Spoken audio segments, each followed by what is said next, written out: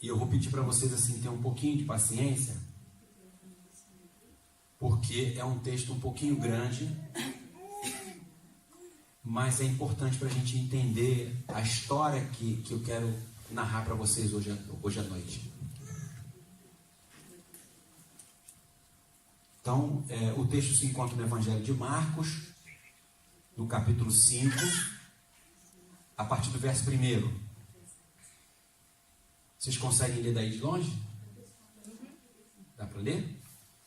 Então vamos lá. O texto diz assim: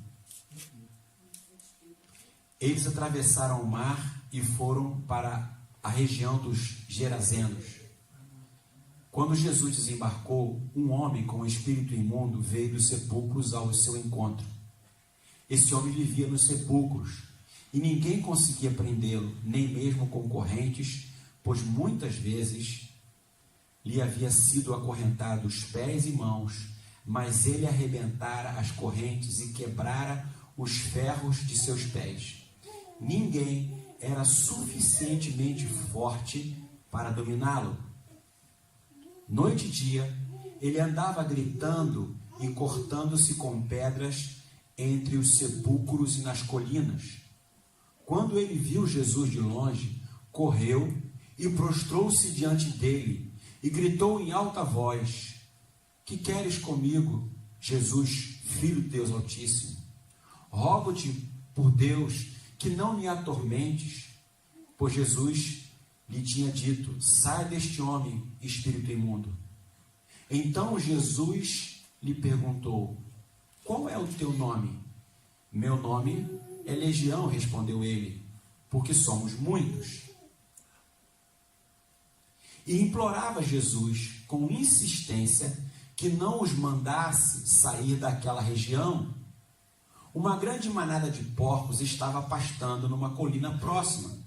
Os demônios imploraram a Jesus: manda-nos para os porcos, para que entremos nele. Ele lhes deu permissão. E os espíritos imundos saíram e entraram nos porcos. A manada, de cerca de 2.000 porcos, atirou-se precipício abaixo, em direção ao mar, e nele se afogou. Os que cuidavam dos porcos fugiram e contaram esses fatos na cidade e nos campos, e o povo foi ver o que havia acontecido. Quando se aproximaram de Jesus, viram ali um homem que fora possesso de legião de demônios, assentado, vestido e em perfeito juízo, e ficaram com medo. Os que estavam presentes contaram ao povo o que acontecera ao endemoniado e falaram também sobre os porcos. Então, o povo começou a suplicar a Jesus que saísse do território deles. Quando Jesus estava entrando no barco, o homem que estivera endemoniado suplicava-lhe que o deixasse ir com ele.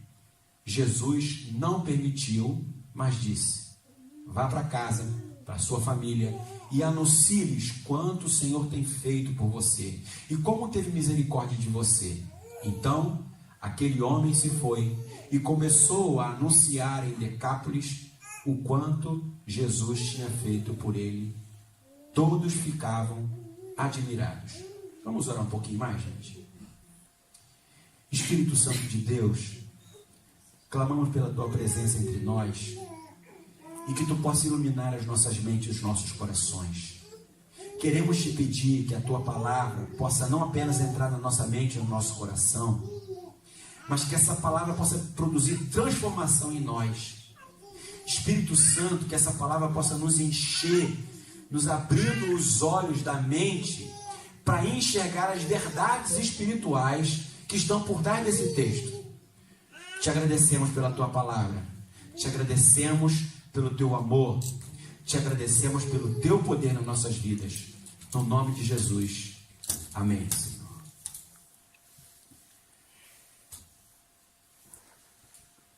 O mundo que nós vivemos tem sido marcado por um processo de migração constante.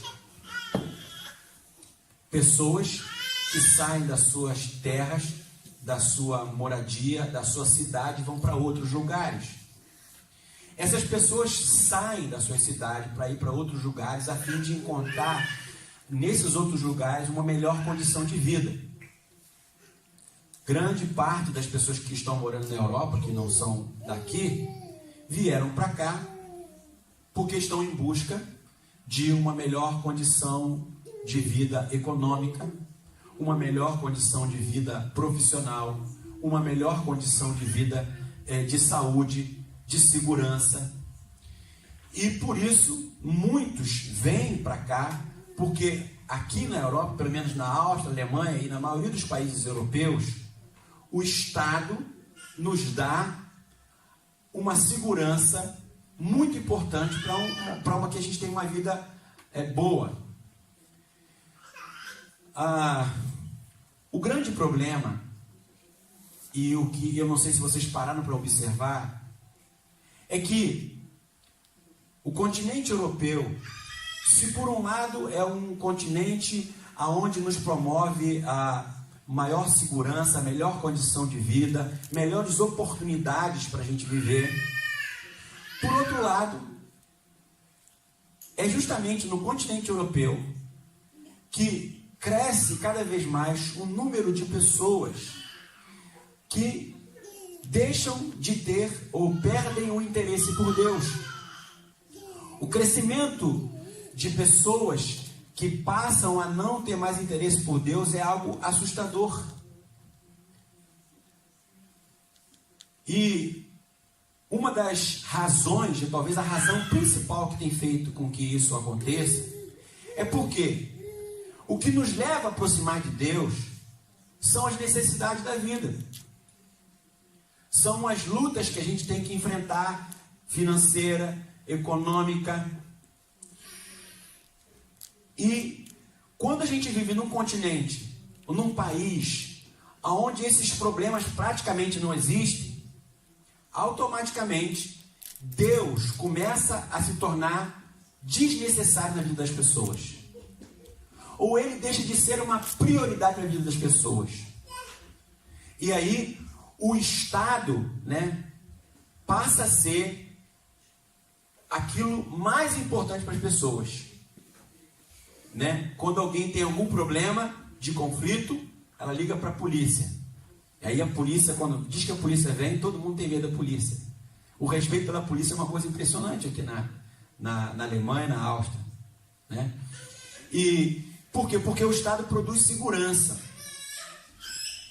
E o que, na verdade, me chama a minha atenção nesse processo é que, à medida que o Estado nos dá mais segurança, e é papel do Estado fazer isso, ele, por outro lado, parece começar a substituir o papel de Deus na história de uma sociedade. À medida que essa sociedade passa a não ter mais grande interesse por Deus. Voltando para o texto que a gente leu, para a história que a gente leu, essa história fala que Jesus atravessou o lago de Genezaré e foi até uma região chamada Gadara. Essa região era uma região constituída por 10 cidades que haviam sido organizadas por comerciantes gregos. Eram cidades pagãs. E Jesus então vai para aquela cidade com seus discípulos, e quando ele chega naquela cidade, um homem que estava possesso de um espírito imundo vai ao encontro de Jesus, porque Jesus já havia ordenado para aquele espírito imundo sair do corpo daquele homem. O texto vai dizer que esse espírito, ou esses espíritos, eram tão poderosos, tão fortes, que nada podia conter esse homem. A Bíblia diz que ele era amarrado em correntes nas mãos, nos pés, e nada do que o Estado podia fazer podia conter aquele homem. Nada do que se fizera em relação a esse problema era possível encontrar uma solução. E aquele homem era afastado, vivia longe do convívio social, ele vivia no meio dos sepulcros, longe da sociedade, porque ele era um problema para aquela cidade. E Jesus então chega lá e liberta aquele espírito imundo. Quando Jesus pergunta para ele qual era o nome dele, ele dá uma resposta. Ele diz: meu nome é Legião. Os comentaristas dizem que o termo usado por esse espírito imundo, por esses espíritos imundos que estavam no corpo desse homem, faz alusão à legião romana. Porque havia uma grande quantidade de demônios naquele homem. Não era um, mas vários, né? E uma legião de soldado romano são 6.000 soldados romanos. E possivelmente o que se indica é que esse homem estava com 6.000 demônios no seu corpo. E por isso essa força que ele tinha, descomunal, que ninguém conseguia conter, que ninguém conseguia segurar, que não havia quem o pudesse dominá-lo, como o texto diz. Mas Jesus entra naquela cidade e ele sozinho expulsa todos aqueles demônios do corpo daquele homem e o liberta. Porém, o texto diz que para que isso acontecesse, algumas coisas aconteceram. Primeiro, Jesus se encontra com ele, pergunta o nome dele, e aqueles demônios pedem para que Jesus não mandasse ele sair daquele território, daquela região. E eles pediram para Jesus para entrarem numa manada de porcos que estava nas proximidades ali deles. E Jesus permite que aqueles demônios entrem nos porcos. E uma vez entrando nos porcos, aqueles demônios, os porcos caem de um precipício e eles morrem afogados. E aquele homem fica liberto. Os cuidadores de porcos, assustados com o que havia acontecido, com medo de serem responsabilizados pelas mortes dos porcos, vão até os donos e dizem para eles o que aconteceu. Conta a história. E eles então veem que aquele homem, que antes era uma pessoa completamente aprisionada, terrível, agora está completamente são. Ele está vestido, ele está arrumado, ele fala normalmente, ele está completamente livre. Mas os moradores da cidade, preocupados com os prejuízos futuros que Jesus pudesse trazer para eles, mandam Jesus embora da cidade. E Jesus vai embora. Quando Jesus está saindo, pegando um barco, voltando de novo para Galiléia,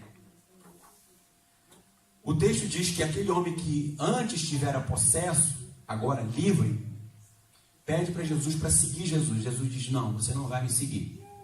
Você vai voltar para casa, para sua família, e vai dizer para eles o que eu fiz na sua vida, a misericórdia que eu tive por você.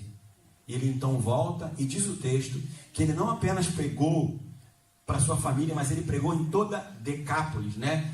Decápolis é a palavra Decápolis, Deca é de 10 e Polis é cidade, no grego. Então era um grupo de 10 cidades naquela região, próxima ali do mar da Galileia, né? Que hoje é na atual Jordânia, era a região da atual Jordânia de hoje.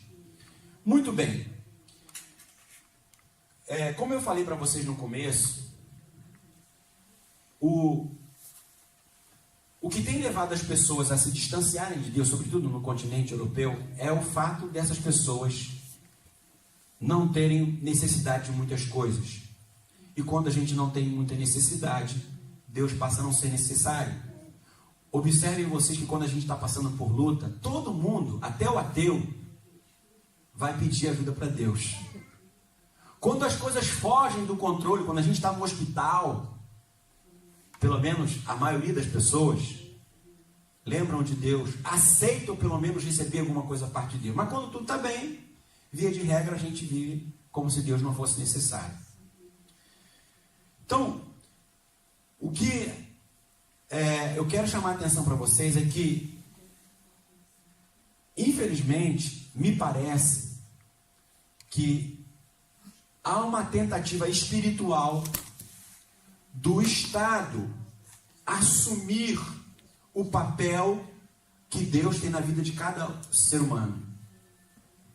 Como se fosse possível o Estado substituir Deus na história das pessoas. E então hoje eu queria refletir com vocês sobre por que o Estado nunca poderá ocupar o lugar de Deus na sociedade. Porque o que a gente percebe é que se a gente vive numa sociedade onde tudo funciona, onde tudo é organizado, normalmente essa sociedade, por conta daquilo que o Estado proporciona, os moradores, a população, acaba se distanciando de Deus cada vez mais. Porque, na verdade, o que o Estado promove para essas pessoas faz com que elas achem que Deus pode ser descartável ou não necessário para a vida das pessoas.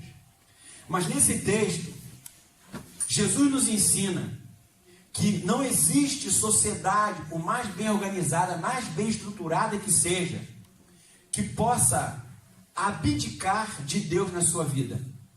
E há pelo menos 3 coisas aqui nesse acontecimento que chamam a nossa atenção para isso. Bom, então, em primeiro lugar, por que é que o Estado nunca poderá ocupar o lugar de Deus numa sociedade? Em primeiro lugar, porque existem expectativas em relação ao Estado que só Deus será capaz de suprir. Existem situações que muitas vezes a gente coloca como expectativa para o Estado fazer para nós, mas só vai ser possível solucionar essas coisas através de uma ação sobrenatural de Deus na nossa vida. Olha o que diz o verso de número 3 e 4. Esse homem vivia nos sepulcros e ninguém conseguia prendê-lo, nem mesmo com correntes, pois muitas vezes lhes haviam sido acorrentados pés e mãos, mas ele arrebentava as correntes e quebrava os ferros dos seus pés. Ninguém era suficientemente forte para dominá-lo. O texto diz que, traduzindo para a realidade do Estado, que o Estado, ou seja, as pessoas que moravam ali, aquelas pessoas que eram responsáveis pela organização daquela cidade, havia investido todo o esforço para tentar conter o problema que era aquele homem.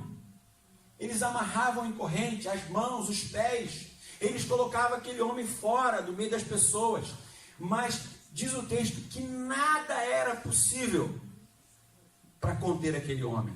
Sabe por quê?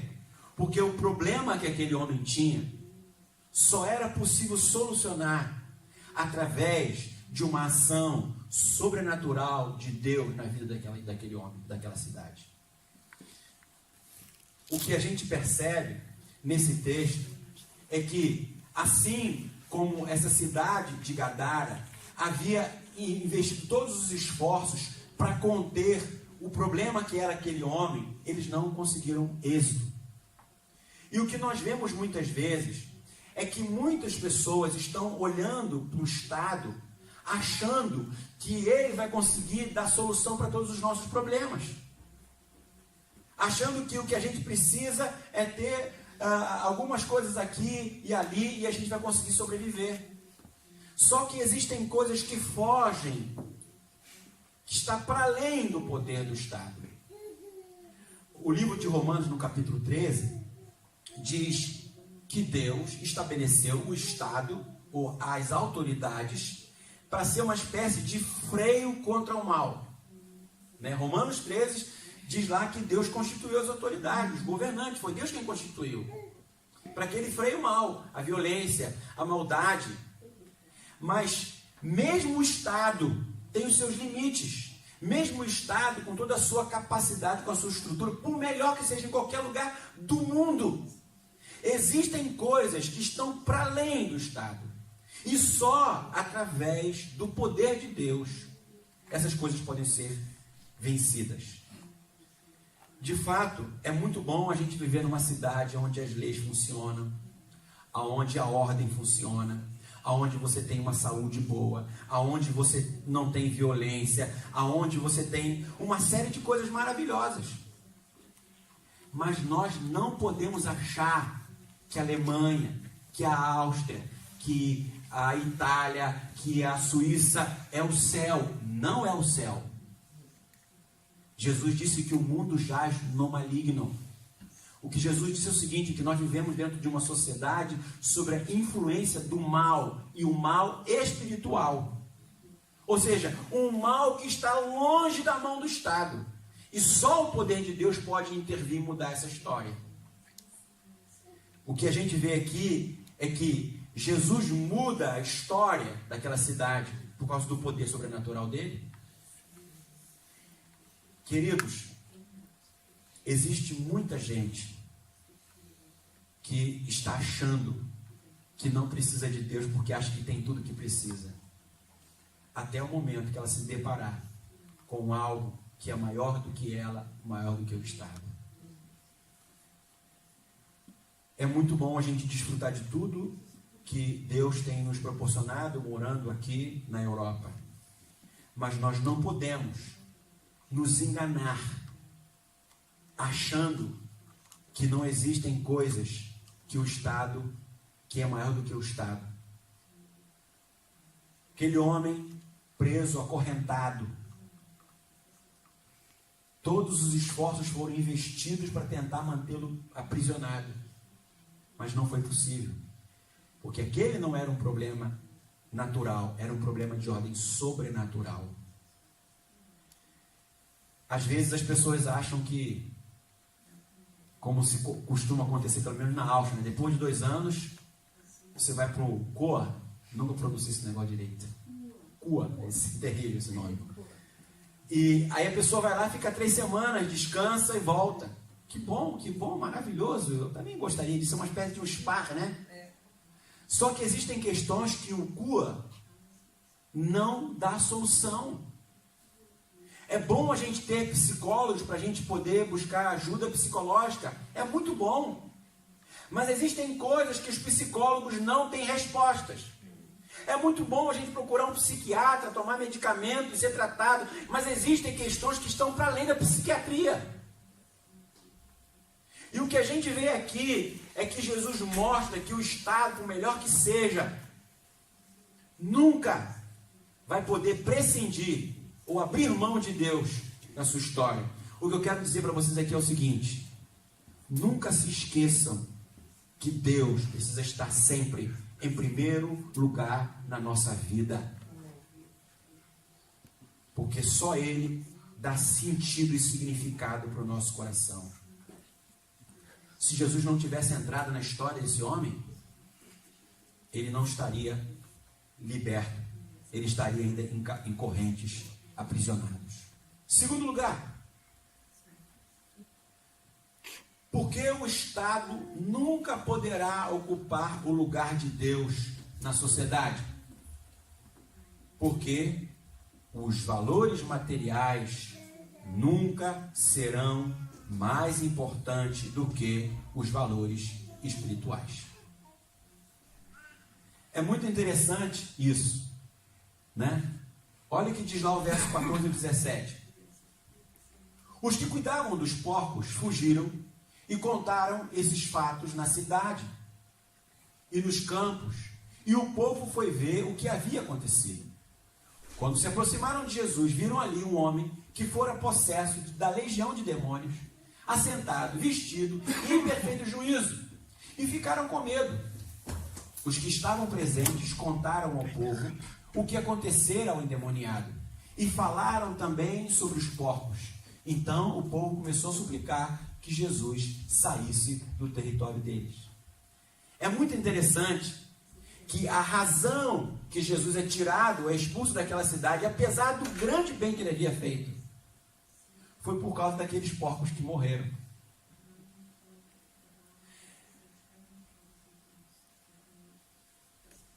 A gente precisa pensar, porque Jesus não é alguém que dá prejuízo, ele só traz bênção.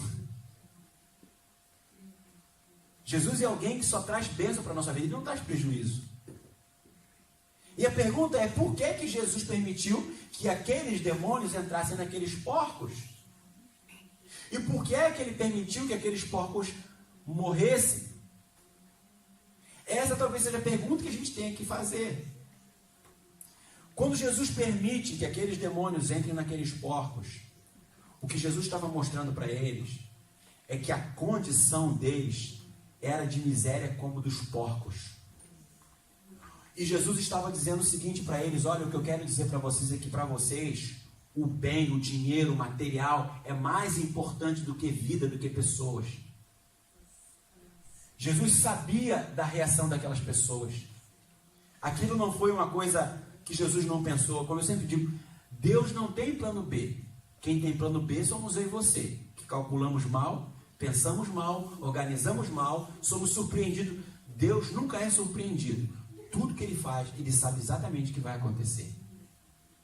Quando Ele chama a gente para alguma coisa, Ele não chega no meio e fala assim: e agora? Como é que a gente vai fazer? Não, Ele já sabe como é que é o começo, como é que é o meio e o fim. Ele sabe de tudo que vai acontecer. O que a gente percebe aqui, então, é que esses porcos simbolizam os bens materiais. Ou seja, o valor que aquelas pessoas tinham na vida delas. Ou seja, o material era mais importante do que o espiritual. E Jesus estava colocando isso bem claramente, mostrando muito claramente para aquela cidade. Falando assim: vocês não foram capazes de perceber que eu resolvi um problema tão grande na vida de vocês que não deveria haver prejuízo, por maior que fosse, que fizesse vocês me tirarem da cidade. A não ser se vocês fossem tão mesquinhos como vocês são, que só conseguem olhar para o dinheiro. E veja se não é isso que acontece aqui aonde a gente vive. Muitas pessoas supervalorizam os bens materiais. Elas querem muitas coisas com Deus, desde que não tenham que tocar nos seus bens, desde que elas possam preservar o que elas têm. Um exemplo muito claro disso é a parábola do jovem rico. Um jovem aparece para Jesus, a gente conhece essa parábola, e fala assim: Senhor, o que é que eu preciso fazer para morar no céu com você? Jesus falou assim: é fácil. Cumpre os 10 mandamentos. E o jovem disse: eu tenho cumprido isso. Jesus falou: é verdade, você tem feito isso mesmo. Aí Jesus disse: então faz só uma coisa. O quê? Vende todos os seus bens, dá para os pobres e me segue. Sabe o que ele fez? Ficou triste. Sabe por quê? Porque o Deus dele era o dinheiro. E quando Jesus toca ali, mostra para ele o seguinte: para andar comigo, não dá para ter 2 senhores, tem que ser só um senhor. O Jesus não queria o dinheiro daquele jovem. Jesus apenas queria libertar ele daquela dependência material que ele tinha. Queridos, é por isso que muitas pessoas que começam a andar com Jesus, mas não começam a fazer de Jesus o centro da sua vida, eles não amadurecem espiritualmente, eles não crescem. Eles continuam as mesmas pessoas, 5, 10, 15, 20 anos. Você olha para aquela pessoa, ela é a mesma pessoa, ela não evolui, ela não amadurece, ela não cresce espiritualmente, porque ela está sempre olhando para Cristo, mas olhando para outro lugar. Sabe aquela coisa da mulher de Ló? Ela sai de Sodoma, mas o coração dela está lá. O físico dela sai, ela está saindo, mas o coração dela está lá. Sabe o que acontece? Ela fica petrificada. Sabe por quê? Porque Jesus disse o seguinte: aonde tiver o teu tesouro, ali vai estar o teu coração. E Jesus mostra para aqueles homens ali que o coração deles estava nos bens materiais. Só que Jesus nos ensina que só os valores espirituais são muito mais importantes na vida daqueles que querem viver uma nova experiência com Deus. Infelizmente, como eu disse, a gente vive numa sociedade e a questão material talvez seja uma das grandes barreiras para que as pessoas se aproximem de Deus. Por mais que você pregue, as pessoas se interessam, elas gostam, até o momento em que você toca em determinadas áreas da vida dessas pessoas, e dali para ali elas param. Muitos chegam até muito quebrantados, com muita vontade, com muita disposição, até o momento que determinada área é tocada. Quando se toca em determinada área, então as pessoas param e dali para frente não vão. As pessoas ficam admiradas, elas ficam impressionadas, né? O texto diz que quando se aproximaram de Jesus, viram ali um homem que fora possesso de legião de demônios, assentado, vestido em perfeito juízo. Ficaram com medo. E os que estavam presentes contaram ao povo que aconteceram endemoniado e falaram sobre os porcos. Então, falaram sobre o dinheiro. Então, diz, ó, você é muito bom, mas mexer nos nossos bens, a gente não quer. Pode ir embora. Ou seja, quase eles disseram para Jesus, deixa a gente com nossos endemoniados aqui, pode ir embora. A gente vai sobreviver com ele. Tem muita gente que Deus quer tocar na vida e mudar a história, mas infelizmente a questão dos bens materiais ainda é uma grande barreira que precisa ser quebrada. Finalmente, em terceiro e último lugar, por que o Estado nunca poderá ocupar o lugar de Deus na sociedade? Porque o que transforma as pessoas não é a glória do homem, mas sim a glória de Deus. O que transforma as pessoas não é a glória do homem, mas a glória de Deus. Olha o que diz os versos de 18 a 20. Quando Jesus estava entrando no barco, o homem que estivera endemoniado suplicava-lhe que o deixasse ir com ele. Jesus não o permitiu, mas disse, vá para casa, para a sua família, e anuncia-lhes quanto o Senhor fez por você e como teve misericórdia de você. Então, aquele homem se foi e começou a anunciar em Decápolis o quanto Jesus tinha feito por ele. Todos ficavam admirados. Um outro sintoma de uma cidade ou de um continente onde o Estado é muito forte é que o humanismo, o antropocentrismo, ou seja, o homem, tem como centro da existência dessa sociedade. Ou seja, o que se percebe é que, normalmente, em sociedades assim, as pessoas têm orgulho de dizer para os outros o que elas conseguiram realizar. Eu trabalhei, consegui isso, eu me esforcei, consegui isso, eu tive isso porque eu tive que fazer aquilo outro. Mas é muito pequeno o número de pessoas que tem a preocupação de colocar Deus como a pessoa, como o agente principal das suas conquistas e das suas vitórias. Jesus estava ensinando para aquele sujeito o seguinte, olha, promova a minha glória, fica aí para promover a minha glória. Já que os moradores dessa cidade me expulsaram daí, e para que eu não deixe essa cidade continuar do jeito que eu a encontrei quando cheguei aqui, você fica aí, vai na sua família e fala para eles. E o texto diz que ele não apenas vai para a família dele, ele anda pelas aquelas cidades todas. Ele percorre aquilo tudo e vai falando sobre o que Jesus fez, sobre o que Jesus realizou. E sabe o que acontece? Todos ficavam admirados. Ou seja, a glorificação do nome de Deus naquelas regiões ou naquela região fez com que dezenas e centenas de pessoas sofressem uma transformação de vida. Quando eu faço as coisas e me coloco como uma pessoa que realizou e fez as coisas, só eu recebo a recompensa. Mas quando eu mostro que Deus fez as coisas, então através dessa confissão, dessa proclamação, outras pessoas são transformadas por causa disso. Aquele homem sai e vai falar. Ninguém, preste atenção nisso, Ninguém imaginaria que aquele homem que era um problema para aquela sociedade, que vivia acorrentado, que vivia no meio do cemitério, se tornaria um maior missionário daquela cidade, de toda aquela região. Porque sempre que a gente proclama o nome de Jesus, ele faz as mudanças maravilhosas na vida das pessoas. Aquele homem se torna um grande missionário.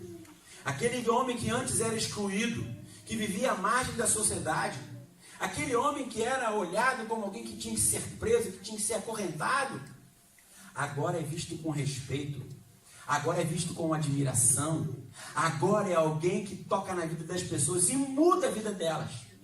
O que eu quero dizer para você é o seguinte: se a gente quiser tocar na vida das pessoas, a gente precisa contar aquilo que Deus tem feito na nossa vida. A gente precisa anunciar para as pessoas o que Deus tem feito no nosso coração, porque é isso que vai fazer com que pessoas vivam essa transformação.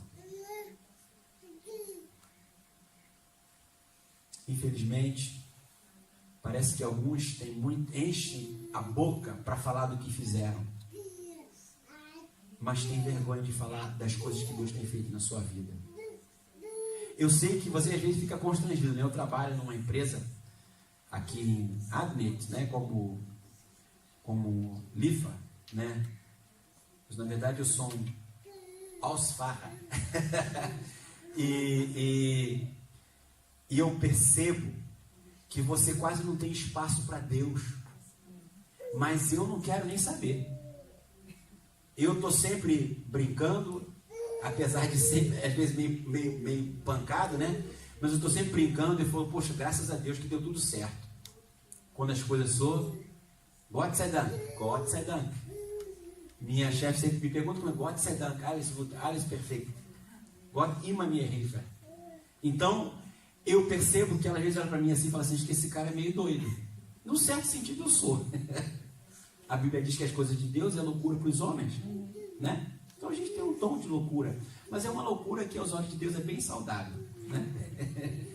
Então, o que eu percebo é que a gente precisa falar mais das coisas que Deus tem feito na nossa vida. A gente não pode se intimidar com a sociedade. A gente não pode achar que Deus é desnecessário. Não, Deus é muito necessário. A gente precisa enfrentar isso, porque se a gente não enfrentar isso, a gente vai ver cada vez mais a fé morrendo, e Deus desaparecendo no meio da sociedade. Não que ele vai desaparecer, mas que a ação dele vai começar a cada vez se tornar mais espaçosa. Esse homem não se cala. Esse homem não tem vergonha das pessoas. Você não era aquele maluco? Imagina. Você não era aquele doido que vivia acorrentado? Sou eu mesmo. Eu mesmo. Estou com as marcas das correntes na minha mão, minhas pernas, mas agora eu estou saudável porque eu conheci um homem chamado Jesus. Ele mudou a minha história. Gente, a gente precisa fazer isso. Você vê que dificuldade para a gente fazer um culto como hoje? Vocês acham que isso aqui é normal? É espiritual, gente. Se eu disser para vocês as mensagens que eu recebi, não vou poder ir por causa disso, não vou poder ir por causa daquilo, o diabo põe um monte de problema. A gente vai achar que é natural. Mas se a gente tiver uma visão espiritual, a gente vai ver que as coisas são espirituais e não são naturais. O Estado, a sociedade, tenta naturalizar. Mas a Bíblia diz que há uma batalha espiritual, não é isso? Efésios capítulo 6. Porque a vossa luta não é contra carne nem sangue, mas contra os principados e as potestades, contra os dominadores desse mundo tenebroso, contra as forças espirituais do mal que agem no mundo celestial. Acredite você ou não, elas existem. E hoje a gente viu um exemplo claro aqui. A gente precisa buscar ao Senhor, senão a gente está perdido. Não pensem vocês que Deus mandou a gente para morar aqui, na Alemanha e na Áustria, falando para os brasileiros especificamente, os que também são de fora, o seguinte: Deus não chamou a gente para fazer turismo aqui. Deus chamou a gente para ser esse missionário que Ele libertou para poder anunciar o Evangelho para aqueles que aqui vivem. Aproveitem o estar morando aqui. Viajem. Vivam uma boa vida. Mas não se esqueçam que nós temos uma missão aqui. que é proclamar o Evangelho. Porque esse continente, ele pode ser muito rico de recurso material, mas está pobre espiritualmente, está sangrando espiritualmente. E Deus precisa agir poderosamente nessa nação, para que de fato seja um continente forte do ponto de vista espiritual. Do ponto de vista espiritual, está muito mal. Está no CTI, entre a vida e a morte. Mas a gente crê num Deus que tem o poder de ressuscitar mortos. A gente crê num Deus que pode levantar pessoas para que elas sejam instrumentos de Deus. Que Deus possa nos abençoar nesse dia. Que a gente possa falar mais do amor de Deus. Que a gente possa ter ousadia para falar o que Deus tem feito na nossa vida. Porque Ele é sim digno de toda honra, de toda glória e de todo louvor. Amém? Amém. Vamos orar, queridos.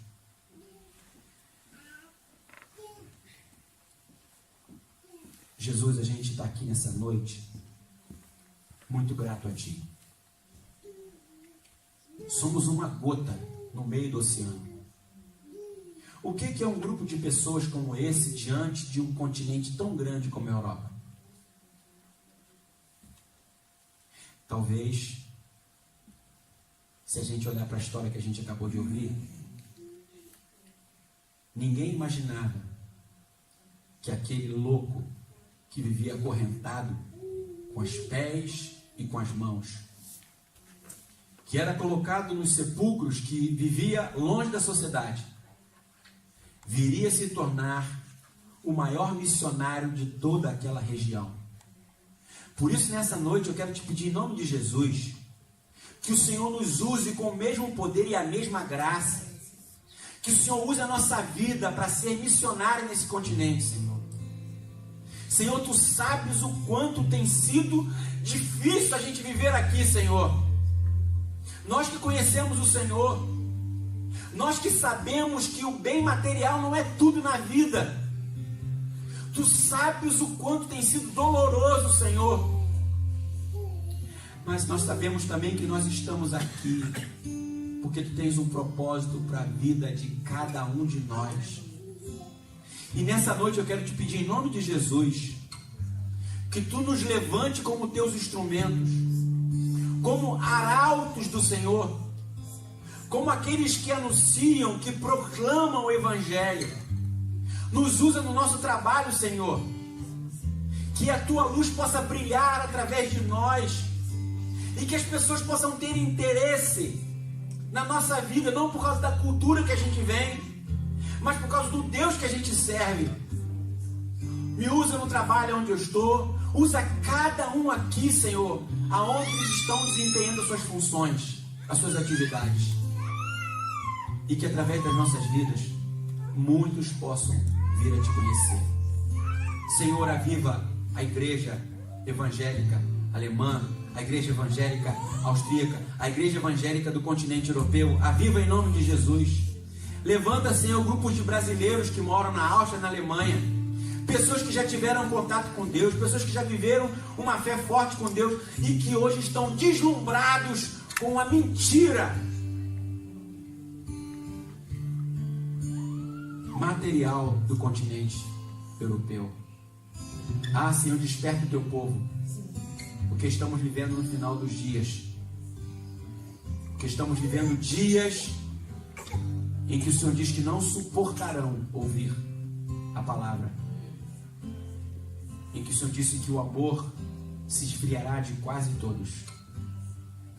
Nos usa, Senhor, como instrumentos do Senhor, para sermos voz do Senhor, aonde quer que estejamos, em nome de Jesus. Obrigado por cada um que está aqui hoje, por esse grupo de pessoas. Obrigado por cada um que saiu da sua casa, que veio aqui com todas as lutas. E que o Senhor permita que no próximo mês esse grupo possa estar aqui com outras pessoas. A gente crê. Em nome de Jesus. Amém.